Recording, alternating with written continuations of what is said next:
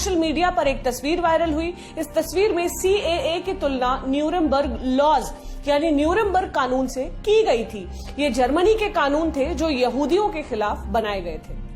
पहले वो तस्वीर देख लीजिए। सोशल मीडिया पर इस तस्वीर को काफी शेयर किया जा रहा है। इसमें जिक्र है न्यूरेमबर्ग लॉज का। तो आखिर क्या थे न्यूरेमबर्ग लॉज? इनमें क्या था, ये कब बने थे, इनका असर क्या हुआ था, ये सब तफसील में समझते हैं। 1933 में एडोल्फ हिटलर जर्मनी का चांसलर बना 30 जनवरी को। इसके बाद उसकी पार्टी ने धीरे धीरे अपोजिशन को खत्म करना शुरू कर दिया। ये हो जाने के बाद हिटलर ने खुद को जर्मनी का डिक्टेटर यानी तानाशाह घोषित कर दिया। एक नए युग की शुरुआत करने की बात कही, जिसे थर्ड राइक यानी तीसरा एम्पायर भी कहा गया।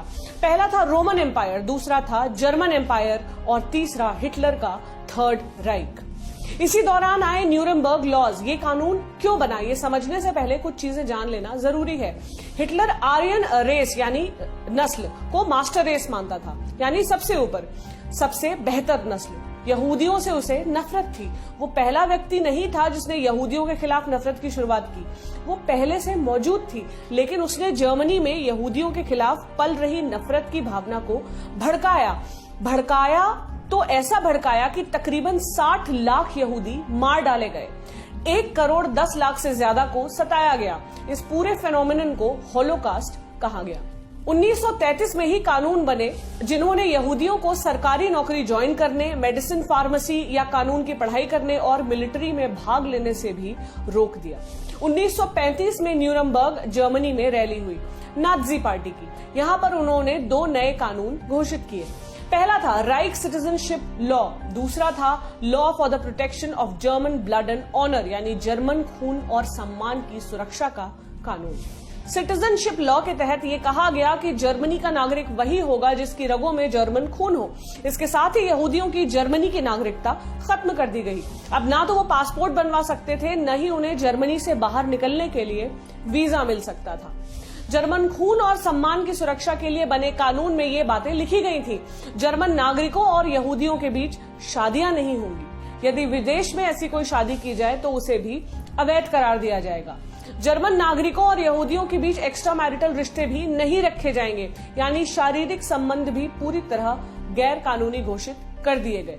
यहूदी अपने घरों में 45 साल से कम उम्र की जर्मन महिलाओं को काम करने के लिए नहीं रख सकेंगे।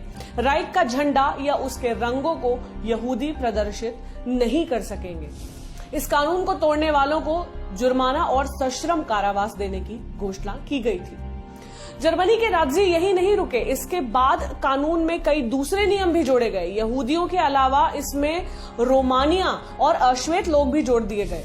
आने वाले सालों में यहूदियों को पार्क, रेस्टोरेंट, स्विमिंग पूल इत्यादि से प्रतिबंधित कर दिया गया। उन्हें इलेक्ट्रिकल उपकरण इस्तेमाल करने तक से रोक दिया गया। 1938 में यहूदियों के लिए खास तौर पर आइडेंटिटी कार्ड बनवाए गए। उनके पासपोर्ट पर लाल रंग से जे लिखा गया। उन्हें सिनेमा, थिएटर, एग्जीबिशन इत्यादि में हिस्सा लेने से रोक दिया गया। उसी साल 9-10 नवंबर की रात को यहूदियों के पूजा स्थलों में तोड़फोड़ की गई पूरे देश में। उनकी दुकानें भी बर्बाद कर दी गई। इसके अगले साल यहूदियों को उनके घरों से निकाल दिया गया। उनकी कीमती चीजें जब्त कर ली गई। कर्फ्यू लगा दिया गया। उनके टेलीफोन भी छीन लिए गए। पब्लिक टेलीफोन्स को भी इस्तेमाल करने का हक उनसे छीन लिया गया। पालतू जानवर रखने पर पाबंदी लगा दी गई। उनके कोट और गर्म कपड़े जब्त कर लिए गए। अंडे और दूध उन्हें बाजार में मिलने बंद हो गए। ये सिर्फ कानूनी बदलाव थे। हिटलर ने जर्मनी के लोगों के भीतर यहूदियों के लिए भरी नफरत को इस कदर बढ़ाया कि 60 लाख लोग मौत की भट्टी में झोंक दिए गए और किसी ने एक सवाल तक नहीं उठाया।